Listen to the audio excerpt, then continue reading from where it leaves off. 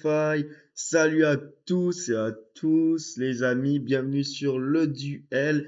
Aujourd'hui, petite vidéo un peu spéciale. La dernière fois, je vous avais fait le top 10 de mes combattants, des meilleurs combattants français de l'histoire.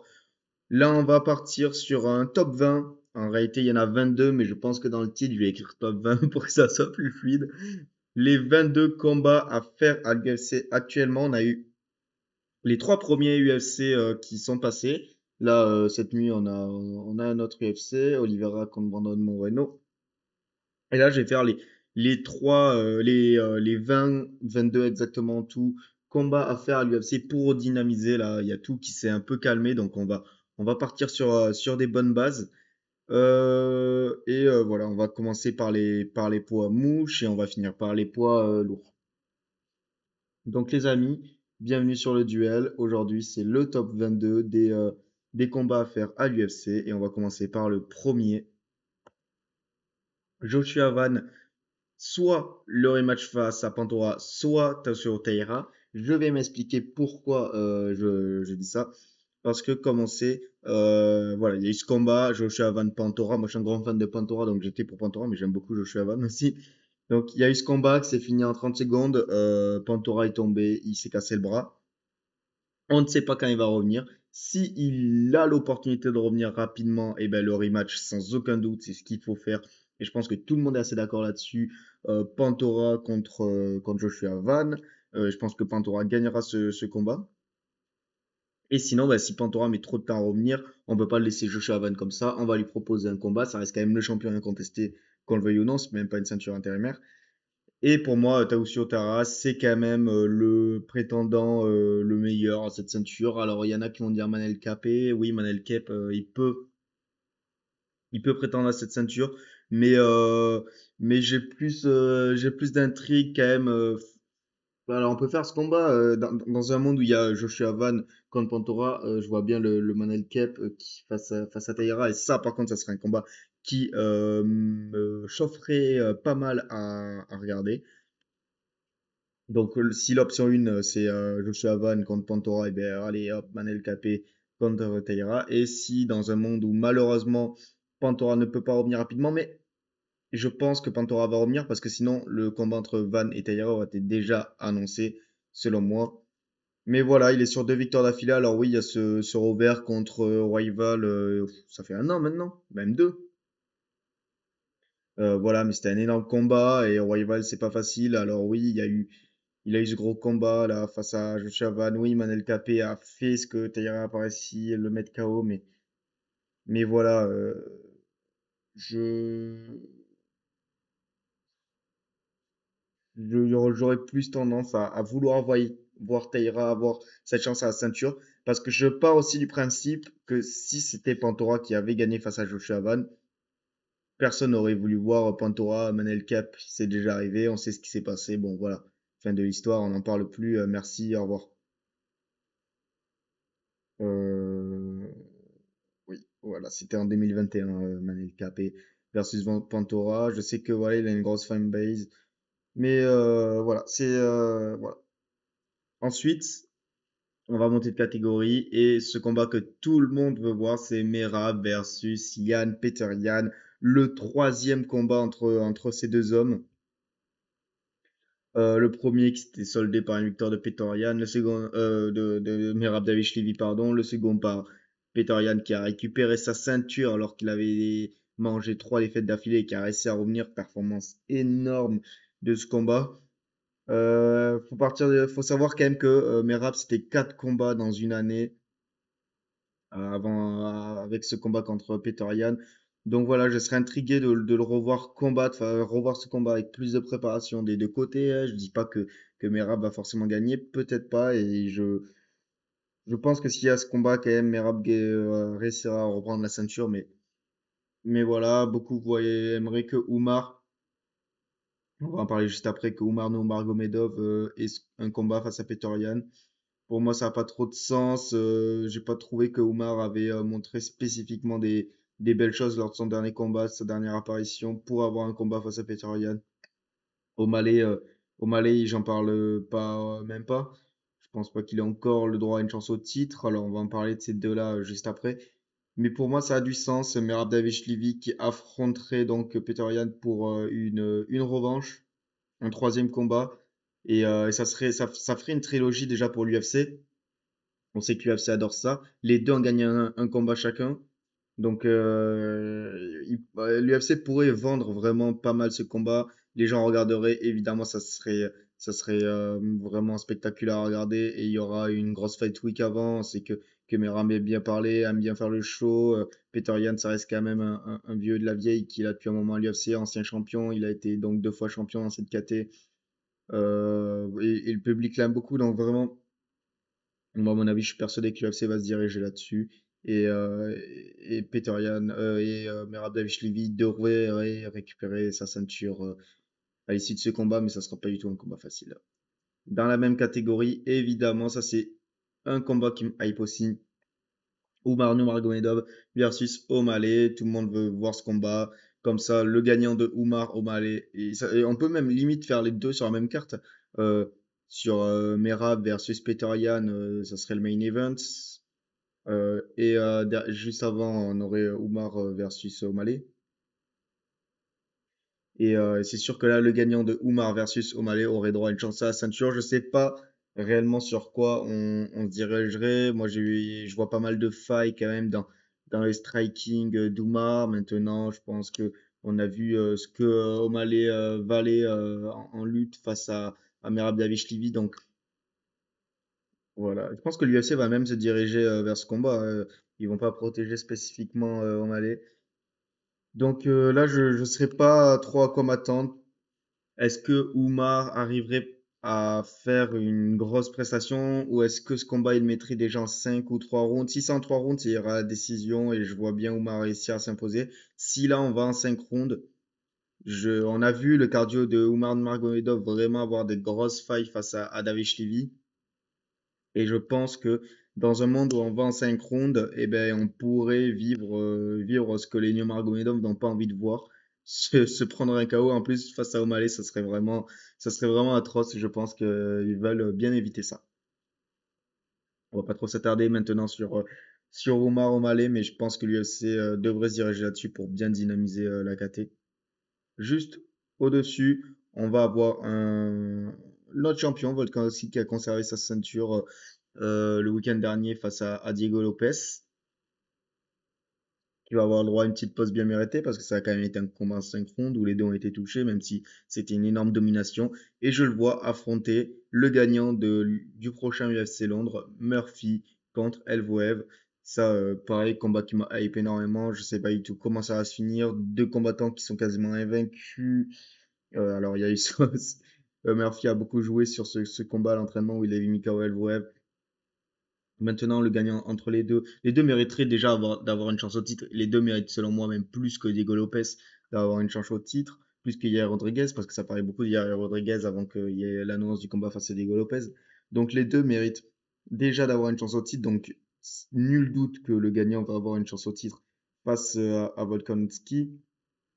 Dans un monde où Volkanovski affronte Murphy, moi, comme je vous l'ai dit, je suis un grand fan de Volkanovski, mais au bout d'un moment, voilà, là, je vais faire effet. Et dans un combat Volkanovski contre Murphy, je vois bien Murphy réussir à gagner ce combat et à s'imposer.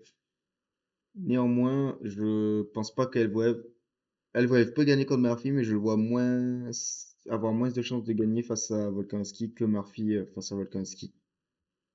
Donc voilà, bon là je pense que dans tous les fights que je vais vous présenter, c'est celui où tout le monde va être d'accord que le gagnant d'Elwood Murphy aura droit à une chance à la ceinture contre l'actuel champion Alexander Volkanovski. Donc on va pouvoir très vite passer à notre combat dans cette KT. C'est Jean Silva. Jean Silva qui a gagné contre Brandon Allen il n'y a pas si longtemps de ça, 2 semaines à peu près. 3 semaines bientôt là maintenant au moment où vous allez écouter ça. Qui devrait selon moi affronter Aljamaal Sterling. Pourquoi? Parce qu'Aljamaal Sterling est un ancien champion. Jean Silva n'est pas si loin d'être une chance au titre, hein. Fondamentalement, c'est une star. Ses combats sont pas ennuyants, donc ça joue énormément. Sterling, ça reste quand même un gros test. On l'a vu déjà quand même Jean Silva perdre face à Diego Lopez. Donc dès qu'il y a une grosse adversité, Voilà, donc face à un tacticien comme Aljamain Sterling, ça peut être intéressant. Surtout qu'on a vu Aljamain Sterling dans son combat quand elle voit vraiment très très bon. Et moi, la première fois que j'avais vu ce combat, je m'étais dit, oula, est-ce que ça serait pas un petit vol finalement? Bon, voilà, c'est un combat très serré, mais j'estime pas que ça soit un vol d'Elvoev. Mais voilà, combat qui pourrait nous faire voir les lacunes de Jean Silva. Et à mon avis, quand même, Jean Silva arrivera à finir à Jamal Sterling. Son dernier combat, c'était Brian Ortega, mais je cherche la date. C'était en août 2025, hein, c'était il n'y a pas si longtemps. Je pense pas l'avoir regardé en direct, si je m'en souviens pas. Mais je sais que voilà, c'était contre Brian Ortega qui monte des KT, on va en parler. Ben non, on va pas en parler vu que son combat face à Moïcano est apparemment annulé. Mais on va parler de Moïcano un peu plus tard. Donc voilà, il est sur une victoire, Sterling. Jean Silva est sur une victoire. Sterling est un ancien champion. Donc voilà, ça fera vendre. Je pense que ce combat peut être pas mal. Et à mon avis, l'UFC se dirigera là-dessus. Ensuite, on va parler de donc Diego Lopez qui a perdu 2 fois contre Volkanovski pour la ceinture, qui entre-temps a quand même eu une victoire contre Jean Silva, qui, selon moi, devrait affronter Zafal. Alors là, pareil, pour moi, dans ma liste, il fait partie des combats les plus logiques que je peux faire. Zafal est sur une série de 6 victoires, peut-être. Je crois qu'il n'a pas perdu depuis, pas depuis Ilia, parce qu'il avait perdu, je crois, mais je crois que c'est sur 5 ou 6 victoires d'affilée pour le Marocain. Face à un Diego Lopez, où ça y est, on a vu ses lacunes. Pour moi, Diego Lopez ne sera jamais champion. Il y a un monde d'écart sur les deux combats. On l'a vu entre lui et Volkanovski. Et là, faut que Diego Lopez, faut pas lui donner un combat facile. Faut lui donner un beau biais. Un mec qui est, je crois, 7 ou 6e dans le KT, qui regarde un peu derrière lui. Pour Zafal, ça fera un énorme test face à un mec qui a déjà fait du 5 rounds, qui a quand même eu des énormes adversités, hein, à l'instar de Volkanovski. Ce combat, il peut faire vendre. Les deux ont quand même un bon niveau au sol, donc comment ça pourrait finir?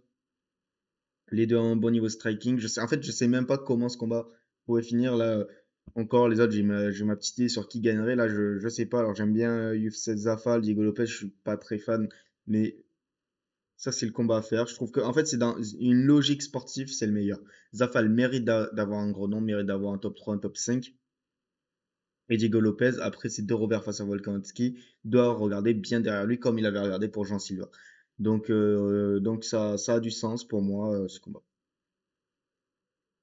Ensuite, on va monter dans la catégorie la plus relevée de l'UFC, du moins la plus dense, avec notre actuel champion intérimaire et notre actuel champion. Bon, ce combat, je vous l'ai mis dans la liste, mais c'est sûr que ça va arriver forcément. Ilia Topuria qui devra affronter Justin Gaethje. Est-ce que vraiment on va s'attarder dessus? Voilà, Ilia Topuria devrait mettre KO Gaethje dans les 3 premières rounds assez facilement. Mais c'est vrai que ça, à mon avis, ça sera le fight de la Maison Blanche. Super fight. Le champion intérim contre le champion incontesté. 2 méga stars, une star américaine, une star mondiale. Bon, je sais pas spécialement attardé sur ce combat parce qu'on sait que ça va arriver, étant donné que Justin Gaethje a battu Paddy Pimblett il y a pas si longtemps, il y a 2, 3 semaines. Et l'actuel donc champion intérimaire de cette KT. Donc on va vraiment pas s'attarder dessus. À mon avis, Ilia Topuria va rouler sur Justin Gaethje. De toute manière, j'en parlais la dernière fois. Il n'y a pas trop de doute là-dessus. Je pense qu'Ilia termine tout le monde dans la KT. Donc voilà, on va très vite passer à un combat qui, là, pour le coup, sera plus intéressant parce que même si on sait que Elliott va détruire Gaethje, ce combat-là, Benoît Saint de versus Arman Tsarukyan, personne ne sait qui va gagner. Benoît Saint-Denis a roulé sur Dan Hooker, a roulé sur Belen Darius, a roulé sur Mauricio Olivier, a roulé sur Kai Olek.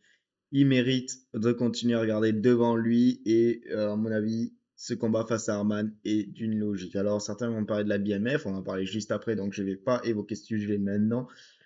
Pour moi, BSD contre Arman, ça doit se faire déjà parce qu'il y a un passé entre les deux, ils s'aiment pas, ils sont déjà trash talk sur Twitter, il devait avoir un combat à l'époque. De toute façon, j'en ai parlé dans mon dernier podcast, il sortira pas sur YouTube, mais il est sur Spotify où on parle de BSD. Voilà, BSD doit regarder devant lui ce combat, tout le monde veut le voir. C'est une demi-finale mondiale, hein. Le gagnant aura droit à une chance à la ceinture si BSD gagne contre Arman, mais ça serait la folie dans la KT. Énorme combat en prévision, c'est un main event, c'est quelque chose, tu mets ça en 5 rounds, ça doit être fou. Il y aura un finish, tout le monde, sur toute la planète Terre, tout le monde veut voir ce combat. Donc j'espère que l'UFC va se diriger là-dessus. C'est sûr que c'est le plus dangereux pour Benoît Saint-Denis dans les options qui s'offrent à lui au-dessus. Mais voilà, c'est ça l'adversité. Je pense que BSD n'a pas peur de ce combat.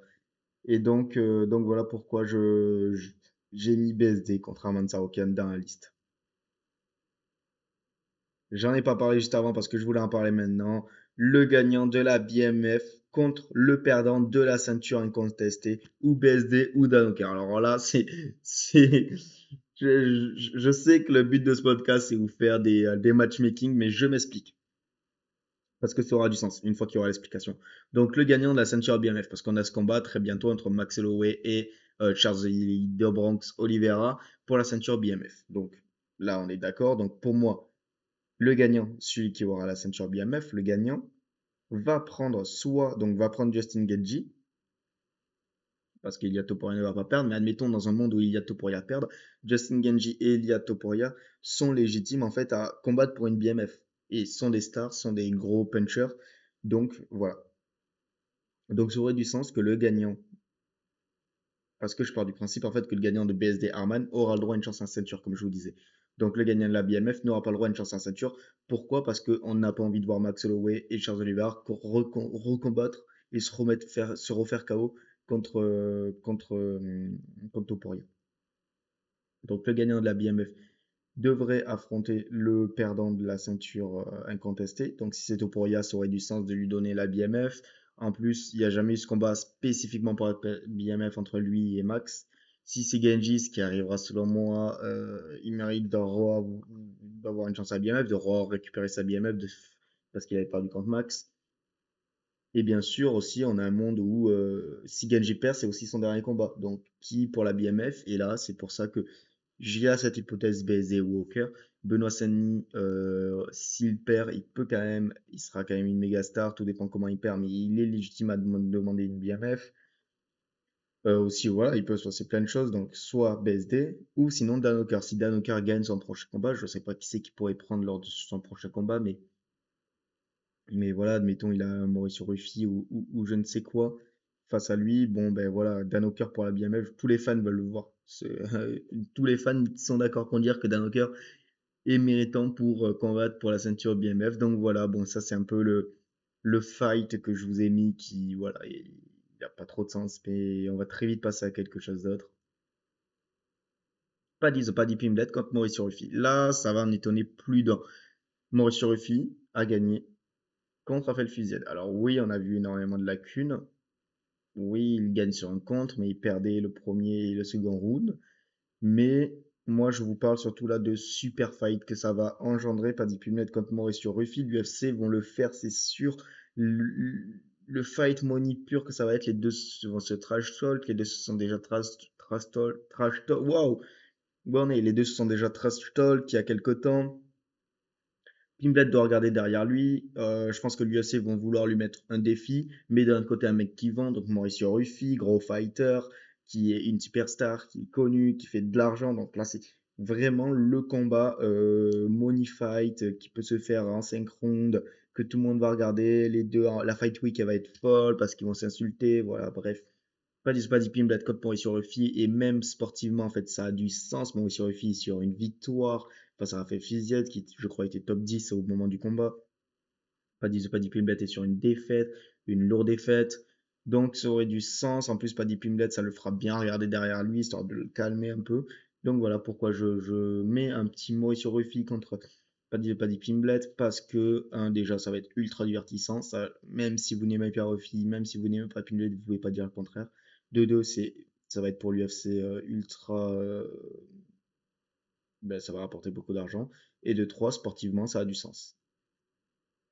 Ensuite, on va regarder un peu. Je voulais me concentrer vraiment sur les top 10 des KT. Voilà, sur le haut de la KT pour les matchmaking à faire. Là, on va un peu regarder en arrière parce que c'est un Français, c'est Fares qui, selon moi, devra affronter Renato Moicano. Renato Moicano qui voit son combat annulé face à Brian Ortega. Pourquoi pas Fares pourrait s'y jeter? Ça a du sens. Euh, il a demandé un top 10 à Hunter, je crois. qui lui a dit pourquoi pas, ou qui lui a dit oui, on verra, mais dans tous les cas, il aura un top 15. Renato Moicano, ça a du sens. Donc, l'UFC veut renouveler un peu tout ça. C'est un combat à faire qui peut être divertissant parce que Renato Moicano, qu'on le veuille ou non, c'est quand même un mec qui a du trash talk, qui parle, donc ça peut être divertissant. Face à un Farasiam qui, là, depuis quelques combats, monte des combats, même si en dehors de la cage, c'est vrai que c'est pas spécialement intéressant, mais qui montre à l'intérieur de la cage beaucoup de divertissement, qui en plus a étonnamment, enfin étonnamment, on se comprend pour un combattant qui fait pas beaucoup de trash talk, beaucoup de respect on l'a vu dans le camp avec Justin Gaethje, de respect des fans autres que les fans français. Donc c'est vraiment un combat que j'aimerais voir.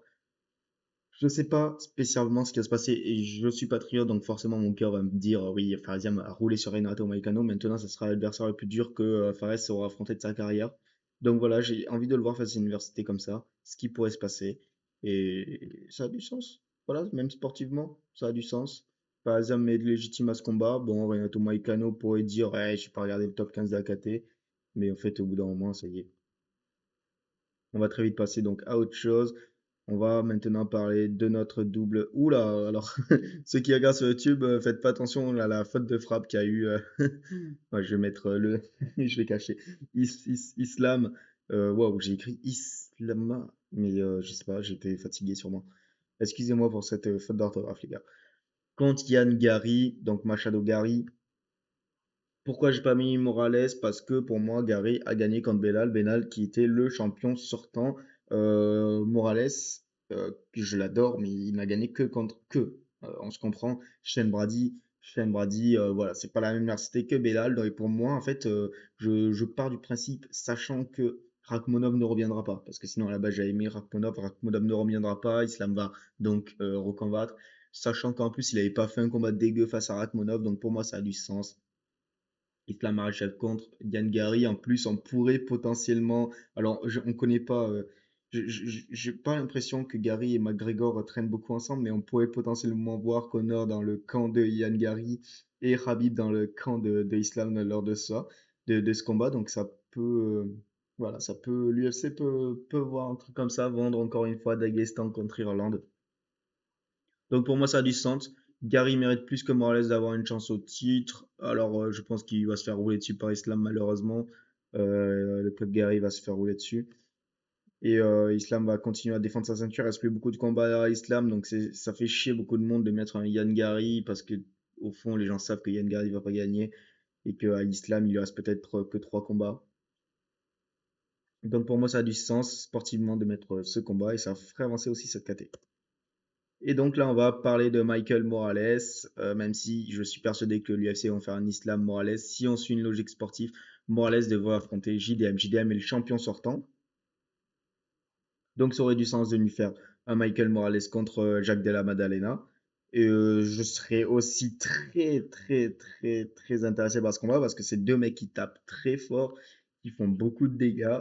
Et j'ai envie de voir ce combat. J'ai vraiment envie de voir ce combat.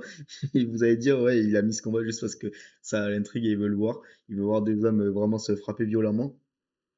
Non, mais sportivement, ça a du sens. En fait, Michael Morales, il va faire exactement la même chose que Gary, prendre le champion sortant et pour avoir une chance au titre comme Yann Gary a fait avec Belal. Et voilà, donc Morales peut le faire pareil avec JDM, Jack Della de Mandalena. Beaucoup voulaient faire un JDM contre Prates. Prates, on va y revenir juste après. Pour moi, ça a du sens. Je pense pas que Morales, avec une victoire contre Shane Brady, mériterait, même s'il est invaincu. Et ça joue beaucoup. Et c'est le normal selon moi. Même s'il est invaincu, mériterait d'avoir déjà, avec une victoire face à un Shane Brady, d'avoir une victoire, d'avoir un combat contre Morales, sachant que t'as un mec comme Protez qui a battu un champion, t'as un mec comme Gary qui a battu un champion, donc voilà. Et en parlant de Carlos Prates, ben, il va continuer son ascension de casser la gueule aux anciens champions comme il a fait avec Leonard Edwards. Je vais lui proposer, moi, un petit Belal Mohamed pour partir sur la même logique. Voilà, tu prends un ancien champion, il est sur quelques défaites. Voilà, tu prends un mec quand même qui est connu du grand public. Oui, c'est sûr. Bon, ben voilà, t'es obligé d'attendre parce qu'il y a Morales et Yann Gary devant toi. J'aurais pu faire un Morales contre Prates, mais voilà. Ce combat, par contre, est-ce que ça pourrait poser des difficultés à Carlos Prates? Je ne sais pas, mais ça serait voilà assez divertissant. On voit que depuis une petite année dans la DA, quand même, de Belal Mohamed, il y a un peu plus de trash talk, il y a un peu plus de paroles. Donc, ça pourrait être marrant avec un Carlos Prates. Je vais pas trop spécialement m'attarder sur ce combat parce qu'il n'y a pas grand-chose à dire. Pour moi, c'est logique. Carlos Prates est sur une victoire et sur des victoires. Belal est sur des défaites. Donc, c'est le croisement, un croisement logique et sportif selon moi. Voilà. Je vais être très rapide sur Carlos Prates Belal. J'ai pas 10 000 choses à dire là-dessus. On va encore continuer de monter de catégorie avec un champion qui pourra affronter un Français. Vous savez de quoi je vais vous parler. Ramzat Chimaev face à Nassourdine Imavov. Tout le monde en France veut voir ce combat. C'est sûr qu'à l'extérieur, les gens s'en foutent un peu. En fait, le grand public s'en fout. Les fans de MMA savent très bien que oui, ce combat est ultra intéressant sportivement. Selon moi, Imavov peut faire une folie face à Aranza Chimaev. Beaucoup de personnes ne vont pas être d'accord avec moi là-dessus. Je suis persuadé. Moi, j'ai vu en direct Ramzat Chimaev. Ça fait 30 minutes de podcast, je suis déjà fatigué. Ramzat Chimaev contre Darius Duplessis. J'ai vu énormément de difficultés de Ramzat à tenir debout. Il n'a pas réussi à finir DDP au sol, même si peut-être qu'il prend les 5 rounds. Donc voilà, pour moi, Nassourdine est largement meilleur en striking que Ramzat. Il a un niveau en sol bien meilleur que celui de Darius Duplessis. Donc je vois largement Imavov détruire et peut-être mettre KO ou TKO Ramzat. Personne ne va être d'accord avec ce que je dis là, mais vous l'avez entendu ici en premier. Sportivement, je pense que tous les puristes de MMA et tous les Français sont d'accord avec moi que ben, c'est logique. Imavov a roulé sur la KT, il nous a mis KO Adesanya, il a détruit Borayo. Ramzat a fui un peu ce combat, mais j'espère que ça arrivera, qu'il va avoir sa chance à la ceinture. Et si c'est pas contre un, ça sera contre un autre. Mais oui, voilà, sportivement, c'est le plus logique. Et j'espère que l'UFC vont annoncer ça après le Ramadan. Darius Duplessis, selon moi, doit affronter le gagnant de Strickland ou Fluffy. Je pars du principe, je sais ce que vous allez dire. Encore un combat comme Strickland, il va encore l'enculer.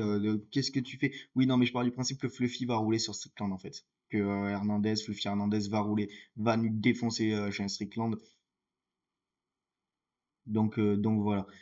Mais le gagnant affronte DDP, ça fera un super fight. Et en fait, en partant du principe que Fluffy gagne contre Strickland, comme ça, le gagnant de Darius Duplessis Fluffy pourra avoir une chance à la ceinture contre le gagnant de Imavov contre Hamza Chimaev. Je sais pas, j'attends de voir le combat face à Strickland de Fluffy. Je sais pas s'il a ses chances de gagner contre DDP. Je sais que beaucoup de personnes sous-estiment DDP. Pour moi, et ça je le disais déjà il y a bien longtemps, Ramzat, Imavov et DDP sont trois combattants au-dessus de tous les autres dans la KT et vont être très durs à sortir de là. Brandon Allen, Brayo, RDR et Fluffy, qui sont les quatre prochains à un peu arriver au top niveau. On se comprend hein, quand je dis ça. Pour moi, sont encore en dessous de DDP, sont encore en dessous d'Imavov et sont encore en dessous de Ramzat. Donc ces trois-là, en fait, sont meilleurs que tout le reste. Et j'avais expliqué pour moi le triangle où je vois en fait Imavov gagner contre Ramzat, Ramzat gagner contre DDP et DDP gagner contre Imavov. J'avais expliqué ça déjà à l'époque du combat Ramzat-DDP, donc je vais pas revenir dessus. Mais voilà, un petit Fluffy Hernandez contre DDP, par contre, ça peut être très divertissant et super cool à regarder. Ensuite, on va continuer, on va monter de catégorie. Je vais partir du principe que Pereira ne monte pas chez les lourds et donc reste dans la catégorie des mi-lourds. Pereira contre Carlos Hulberg. Je pense que là aussi, sportivement, tout le monde est d'accord de le dire. Oui, Carlos Hulberg, c'est pas le combattant le plus divertissant en dehors du ring. Dans le ring, moi, je le trouve très divertissant pour notre néo-zélandais, si je ne me trompe pas. Je crois qu'il est néo-zélandais, mais potentiellement que je me trompe. Donc, corrigez-moi si c'est faux. Parce que là-dessus, je suis pas sûr. Voilà, mais ma culpa, comme on dit. Donc Pereira contre Carlos Hulberg. Attention, je pense que beaucoup de personnes sous-estiment Carlos Hulberg. Ah, mais oui, Pereira gagnera, et ce sera par contre un combat plus compliqué que ce qu'on pense. Voilà, ce sera un combat plus compliqué que ce qu'on pense, mais je vois bien Pereira gagner. Oui, beaucoup de personnes parlent de Jiri ou d'Ankalaev, on va en parler juste après, vous inquiétez pas. Sportivement, ça a du sens. Je sais pas comment Pereira va gagner, mais il va gagner, mais dans un combat compliqué. Donc, dans Pereira pas KO Silberg. Ensuite, on va continuer juste au-dessus. Jiri Pogačar contre Ankalaev. Je pense que là aussi, l'UFC va partir là-dessus. Sportivement, tout le monde est d'accord. Ankalaev est le champion sortant. Jiri a roulé sur Kyle Entry lors des. Putain, en fait, je crois que c'est mon combattant préféré en dehors des Français, Jiri Pogačar. Il est trop fort, beaucoup trop divertissant, beaucoup trop bagarre. Face à Ankalaev, putain, ce combat, voilà, Ankalaev va remanger un KO. Bon, je sais même pas s'il est annoncé déjà, mais je suis quasiment sûr que l'UFC va partir là-dessus. Alors qu'il va quand même manger un petit fouet de la part de Pereira, donc je sais pas quand il va pouvoir revenir. Et Jiri quand même doit être sacrément blessé de face à Roundtree, donc aussi, voilà, on va voir quand ce combat se fera, mais j'espère qu'il se fera et j'ai bien envie de le voir, le champion sortant contre Jiri. Et voilà, on va passer au lourd, les amis. Déjà 31 minutes de podcast. Pour en arriver ici, bien sûr, le Cyril gagne contre Thomas Spinal 2. Bon, ben, tout le monde est d'accord pour dire qu'il faut le faire. Je pense que dans la planète MMA, il n'y a pas un mec qui dit ouais, flemme. Voilà. Flemme, tout le monde veut voir ce combat. On sait que c'est les deux meilleurs lourds qui roulent sur tout le reste. Et voilà, et tout le monde a envie de voir Cyril Gane mettre enfin KO à Spinal, quoi. Parce que c'est ce qui allait arriver au second round. Le chauvin, c'est ce qui allait arriver au second round. Non, mais voilà, forcément, dès que Aspinal c'est vrai que j'aurais pu mettre Gann ou Waldo Acosta pour un intérimaire. Parce qu'on sait pas si c'est sûr que si Aspinal il prend out de un an à cause de ses yeux, bon voilà. Mais on va partir du principe qu'il va pouvoir revenir assez rapidement. C'est des lourds, donc assez rapidement, c'est moins, c'est quand même bon plusieurs mois de ses blessures et qu'on aura ce combat, qu'on reverra d'ailleurs ce combat un jour. Donc voilà, gagne contre Aspinal 2. C'est le plus logique, c'est ce que tout le monde veut voir et on va pas s'attarder là-dessus. Pour l'avant-dernier, voilà, j'en ai dit 22, là on est à 21. Pour l'avant-dernier, Waldo Acosta contre Curtis Blade, ça a du sens selon moi. Je crois que Curtis Blade est sur une victoire, Waldo en est sur 3 ou 4. Ça a du sens sportivement. Alors oui, on pourrait dire, ah, tu veux faire voir à Waldo le mec juste au-dessus de lui, il est cinquième, tu veux lui faire prendre le quatrième, alors qu'il est sur plein de victoires et plein de finishes, tu peux pas le faire voir plus haut. Ben non, en fait, parce que plus haut, c'est quoi? On va en parler après, vu que c'est le dernier combat. Mais plus haut, ben, en fait, tu peux pas le faire affronter une ceinture. Donc il a dit qu'il voulait revenir rapidement, et ben on va le faire revenir rapidement quand Curtis Blade. Puis surtout, j'ai quand même encore des doutes du niveau de Waldo. Je le kiffe. Vraiment, c'est un des poids lourds que je kiffe bien dans cette KT. Face à un Curtis Blade, ça sera ultra divertissant, ça passera pas le premier round, donc voilà, pour moi ça a du sens. Et Waldo a dit qu'il voulait revenir rapidement, donc sportivement c'est aussi logique. Et ensuite le dernier combat, alors oui, j'ai envie de revoir ce combat. Volkov contre Pavlovich 2, j'avais kiffé le premier, il s'est passé un truc à la fin, moi j'adore. J'adore quand ça s'est fight en dehors de la cage. Les deux à la base sont amis, je crois qu'ils s'entraînaient dans le même gym en Russie.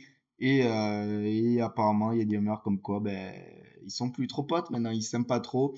On l'avait vu donc à la fin de ce dernier combat, c'était il y a déjà 2 ans maintenant, ou un an et demi, où quand Volkov avait gagné contre Pavlovich, voilà, ça s'était un peu poussé, ça s'était un peu engueulé.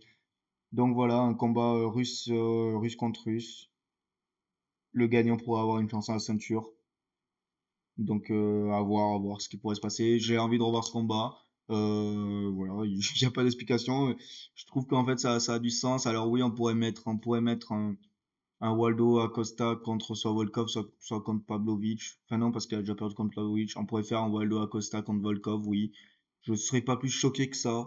Mais bon, voilà, si on parle en divertissement, pourquoi pas mettre ce combat-là. Voilà, les amis. J'espère que ça vous aura plu.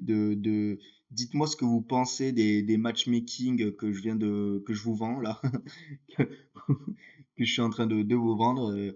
Voilà, s'il y en a d'autres que des matchmaking que j'ai oublié, que j'aurais pu rajouter, qui peuvent être intéressants, n'hésitez pas à me le dire en commentaire pour ceux qui sont sur YouTube. Et voilà, on se retrouve donc très bientôt. À la prochaine, les amis, et portez-vous bien. Ciao.